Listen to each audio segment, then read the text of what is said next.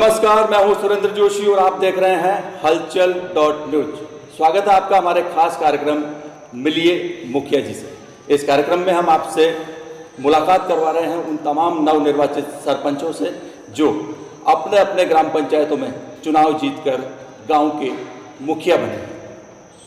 आज हम पहुंचे हैं सावर ग्राम पंचायत, जहां पूरे केकड़ी उपखंड की नज़र सावर ग्राम पंचायत समिति के चुनाव परिणाम पर टिकी थी और इस चुनाव में पूरे केकड़ी उपखंड क्षेत्र में सबसे बड़ी जीत हासिल की है सावर ग्राम पंचायत से नवनिर्वाचित सरपंच विश्वजीत सिंह शेखावत ने। इस वक्त हमारे साथ बातचीत के लिए मौजूद हैं सावर ग्राम पंचायत से नवनिर्वाचित सरपंच विश्वजीत सिंह शेखावत। साहब, आपका हलचल .न्यूज में स्वागत है। बहुत बहुत धन्यवाद सर। सबसे पहले तो आपको इस बड़ी जीत के लिए, जो केकड़ी उपखंड क्षेत्र में 3 पंचायत समितियां हैं, केकड़ी है, सावर है, सरवाड़ है, इन तीनों पंचायत समितियों में 69 ग्राम पंचायत है और सभी 69 ग्राम पंचायतों में सबसे बड़ी जीत 1818 मतों से आपकी हुई है। इसके लिए आपको बहुत बहुत बधाई, क्योंकि कई ग्राम पंचायतें तो ऐसी भी है जहां इतने तो मतदाता नहीं है जितने वोटों से आपकी जीत हुई। कहा जाता है कि चुनावों में जो जिस तरह से नारा लगता है कि संघर्ष नहीं अब रण होगा, रण बड़ा भीषण होगा, कितना भीषण था आपका चुनाव रण? देखिए सुरेंद्र जी भाई साहब, यहाँ कोई रण नहीं था, कोई संघर्ष नहीं था। हम सभी सरपंच एक साथ प्रचार में निकलते थे, जहाँ मिलते सौहार्दपूर्वक वातावरण में हम बातें करते, चाय पीते और निश्चित रूप से हम सब अपनी अपनी तैयारी में लगे हुए थे और हमने सारा फैसला मतदाताओं पे यानी कि जनता पे छोड़ रखा था। हमारे बीच कोई न तो संघर्ष था न कोई रण था। इस बार पंचायत चुनाव में यूँ तो सावर ग्राम पंचायत से 7 उम्मीदवार चुनाव मैदान में थे, मगर आपका मुख्य मुकाबला सावर से पहले सरपंच रह चुके पुष्पेंद्र सिंह जी शेखावत से था, जिनका पूरे इलाके में बड़ा राजनीतिक वर्चस्व भी रहा है। उनके पिता 3 बार पूर्व प्रधान रहे। किस तरह की रणनीति आपने तैयार की इनको घेरने की, यानी एक तरह से अपने भाई को घेरने की, चचेरे भाई को चुनावी मुकाबले में घेरने की, किस तरह से? दरअसल मैंने कभी ये सोचा ही नहीं है कि सामने कौन खड़ा है। मैंने अपने आप को ये माना कि 7 कैंडिडेट हम खड़े हैं और 6 मेरे से आगे हैं। मुझे उन सभी से आगे निकलना है। इनमें कौन मुख्य है मैंने ये कभी नहीं सोचा और न कभी ये सोचने का प्रयास किया कि वो इनमें मुख्य हैं। मैंने सभी को समान माना।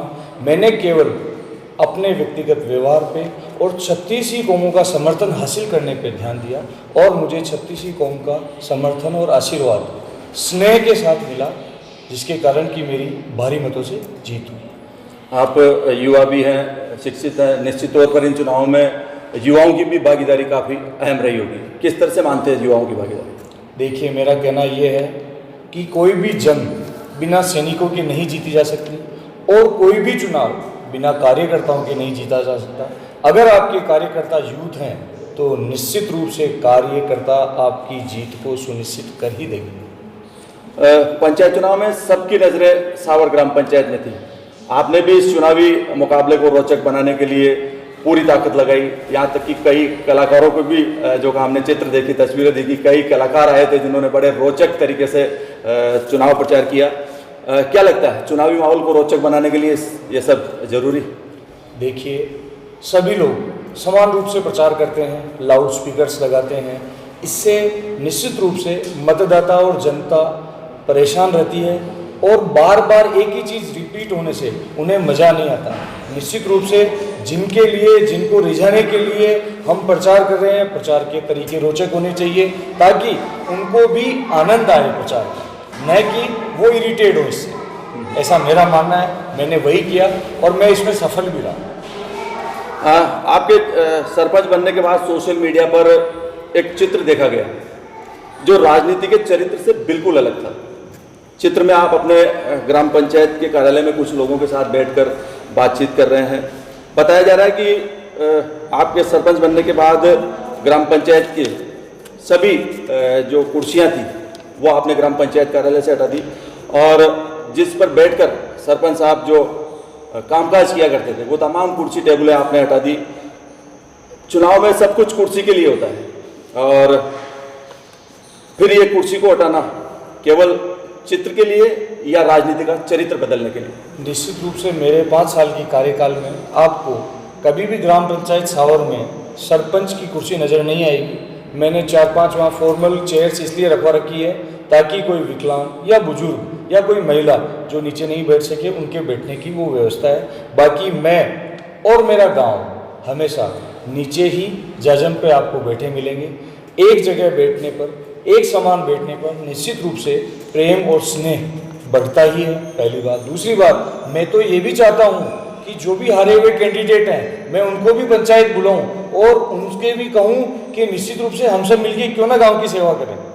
अगर अपना उद्देश्य गांव की सेवा करना है, क्योंकि सरपंच जो पद है वो बनाया तो इसलिए जाता है कि गांव की सेवा करे, लेकिन उसका मायना सभी ने अलग अलग निकाल लिया, जैसे कि कुर्सी प्राप्त कर लेना और एन केन प्रकार राज करना। जबकि हकीकत बात है कि सरपंच गांव पे राज नहीं करता, सरपंच तो गांव का नौकर है एक तरह से, वो नौकर जो स्वेच्छा से अपनी नौकरी पे आया।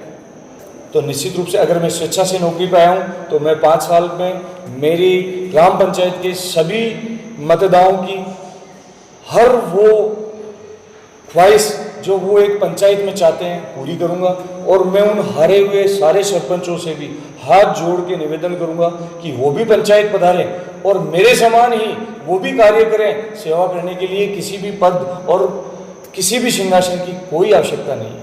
बहुत अच्छी सोच के साथ आगे बढ़ रहे हैं। निश्चित तौर पर सेवा करने के लिए न तो किसी पद की जरूरत होती है न किसी कुर्सी की। आपने ग्राम पंचायत कार्यालय में कदम रखते ही सबसे पहला काम ये किया, निश्चित तौर पर स्वागत योग्य आपका ये कदम है। और सभी, मैं तो ये कहूँगा कि जितने भी नवनिर्वाचित सरपंच हैं उनको आपके इस कदम से प्रेरणा लेनी चाहिए। एक चीज़ और जो मैं अपनी तरफ से कहना चाहूँगा, मेरे यहाँ पे 17 वार्ड है और 17 वार्ड मेंबर है। मेरा मानना है कि ये एक छोटी मोटी जनता की एक सरकार है ग्राम पंचायत स्तर पे, और उसमें वो सभी वार्ड मेंबर भी मेरे बराबर ही सहभागिता रखते हैं। मैंने उन सभी वार्ड मेंबर से ये निवेदन किया है कि आप वार्ड मेंबर नहीं हैं, 17 ही सरपंच हैं। मेरी ग्राम पंचायत बड़ी है, आप सभी को मेरे समान ही भागीदारी दिखाते हुए इस ग्राम की सेवा करनी है। निश्चित रूप से अगर आपको वार्ड मेंबर चुन के यहाँ भेजा है तो आपको अपने वार्ड को संभालना है और प्रत्येक कार्य जो आपके वार्ड के आपके स्तर के हैं वो आपको करवाने हैं। अच्छी सोच है आपकी। सभी जो आपके 17 वार्ड पंच है जिनको आपने पूरा दायित्व दिया कि एज ए सरपंच को ग्राम पंचायत का काम करे और आपके साथ कंधे से कंधा मिलाकर ग्राम पंचायत का पूरा विकास करे। सरपंच साहब, सावर यूँ तो प्रदेश के चिकित्सा एवं स्वास्थ्य मंत्री डॉक्टर रघु शर्मा का पैतृक गाँव है, फिर भी मुख्य रूप से आप इस ग्राम पंचायत में ऐसी कौन सी समस्याएं देखते हैं जिनको मुकम्मल किया जाना अभी भी बाकी है? देखिए, माननीय चिकित्सा मंत्री महोदय की तरफ से इस ग्राम के विकास के लिए ऐसी कोई कसर नहीं छोड़ी गई है जहां तक मैं समझता हूं।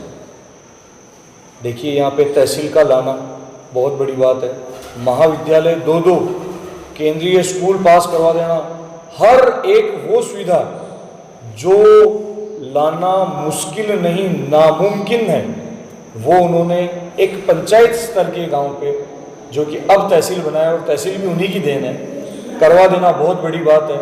हमारे आज की तारीख में हमारे चिकित्सालय में वो सारी सुविधाएं हैं जो केकड़ी स्तर के चिकित्सालयों में है। मैं आपसे ये कहना चाहूँगा उनका भी पूरा सहयोग रहेगा, ऐसा मैं उनसे उम्मीद और आशा करता हूँ। पहले ही उन्होंने कोई कसर नहीं छोड़ रखी है। सावर गांव पंचायत नहीं, केकड़ी विधानसभा क्षेत्र के विकास में उन्होंने कोई कसर अपनी तरफ से बाकी नहीं छोड़ी है।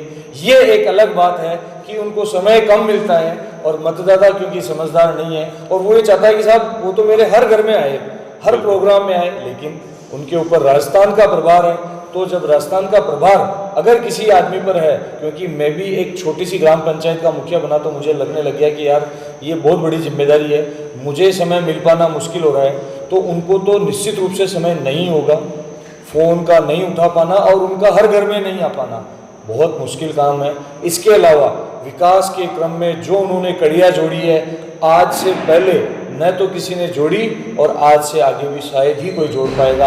आज से पहले कई एमएलए बने और चले गए, लेकिन ऐसा विकास किसी ने भी नहीं करवाया है। मैं उनको अपनी तरफ से विकास पुरुष का दर्जा देना चाहूँगा। वास्तव में उन्होंने ही इस क्षेत्र को कायाकल्प किया और चमकाया।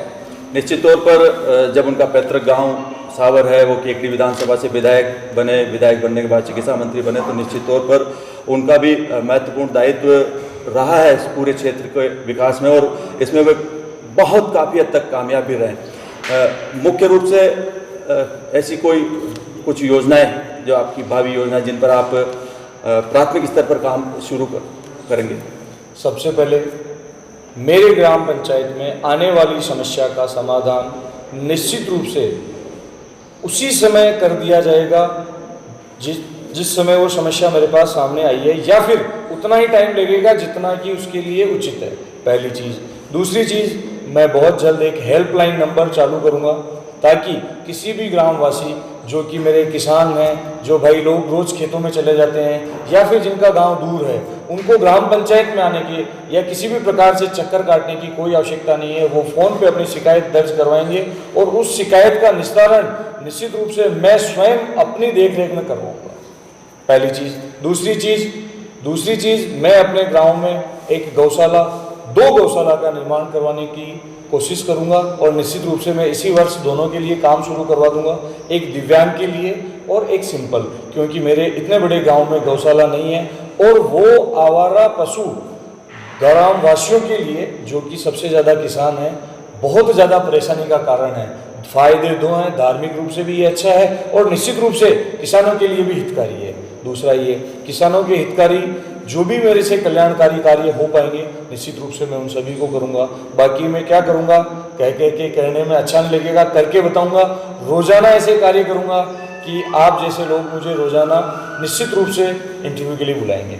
बहुत बहुत धन्यवाद। हम निश्चित तौर पर आपके अनुभवों का, आपके युवा जोश का जो पूरा लाभ है वो ग्राम पंचायत, मुझे राजनीति का कोई अनुभव नहीं है, पंचायती भी मुझे अब सीखनी है। निश्चित रूप से मेरा पहला कदम है, इससे पहले मैंने आज तक कोई इलेक्शन फाइट नहीं किया है। समझने में हो सकता है समय लगे, लेकिन मैं निश्चित रूप से सारे कार्य अच्छे तरीके से करवाने का प्रयास करता हूँ। लेकिन मेरे सामने एक चीज़ अभी बात सामने आई कि अभी जिस जगह पर हम बैठकर आपका इंटरव्यू कर रहे हैं, ये शक्तावत परिवार सावर राजघराने का वह महल है जहाँ पर राजघराने के राजा लोग बैठकर राज किया करते थे। इस वक्त आप देख सकते हैं ये जो महल है, एक तरह से यहाँ पर सावर राजघराने के लोग बैठकर न्याय किया करते थे, यहाँ पर राज दरबार लगा करता था। उसी दरबार में बैठकर हम आपसे इंटरव्यू कर रहे हैं, इसी सोच के साथ कि आप वो जो परंपरा चल रही है शक्तावत परिवार की, उस परिवार के आप संवाहक बनेंगे और इस यात्रा को आप लगातार जारी रखते हुए ग्राम विकास की जो अवधारणा है, प्रत्येक ग्राम पंचायत के अंतिम छोर पर बैठे ग्रामीण को भी तमाम सरकारी योजनाओं का लाभ मिले, एक राजा के रूप में, एक मुखिया के रूप में और एक सरपंच के रूप में आपका महत्वपूर्ण दायित्व रहेगा। बिल्कुल सुरेंद्र जी भाई साहब, आपने बिल्कुल सही फरमाया। जिस जगह पे आज आपके सौभाग्य से मेरा जो इंटरव्यू हो रहा है, ये एग्जैक्ट वही जगह है जहाँ दरबार का सिंहासन लगा करता था, और ये वही जगह है जहाँ कालीन लगकर अलग अलग जागीरदारों के और सामंतों के सबकी सिंहासन लगा करते थे। और निश्चित रूप से यहीं से सावर 27 का संचालन शासन का हुआ करता था। आज मैं उसी जगह पर बैठकर आपको ये विश्वास दिलाना चाहूँगा, मैं एक राजपूतों में शक्तावत वंश का हूँ और शक्तावतों में जो मेरी खाप है वो गोकुल दासोत है। गोकुल दासोत शक्तावत जो सावर हैं उनमें, हम गोकुल दासोतों में एक पुरानी एक कहावत है जो हमारे गोकुलदास जी ने दी थी, वो है, तो हमारा जो मोनो भी वही है जिसको हम लोगों कहते हैं, दूना दातार चौगुना जुजार, जिसका अर्थ हर आदमी ने अलग अलग अपने तरीके से भिन्न कर रखा है, लेकिन जो सामान्य अर्थ मुझे समझ में आया और जहाँ तक मैं उसको समझ पाया और मैं उसी को मानता हूँ, वो ये है, मदद करने में जितना मैं डबल करूँगा, ईश्वर मेरी उससे ज़्यादा मदद करेगा। इसलिए दूना दातार मतलब दातार, दान देने में मैं हमेशा दोगुना ही रहूँगा। चौगुना जुझार, चौगुना जुझार का अर्थ है, पुराने ज़माने में युद्ध हुआ करते थे तो हर प्रकार से युद्ध की कला में निपुण होना आवश्यक हुआ करता था, इसीलिए कहता था कि चौगुना जुझार। ये निश्चित रूप से एक धरती जिसके की अपनी एक योग्यता अलग से होती है, तो इस धरती का जो उन्होंने अपने हिसाब से चयन किया, तो उन्होंने ये माना कि यहाँ वही राज करेगा जो दूना दातार होगा और चौगुना जूझार होगा।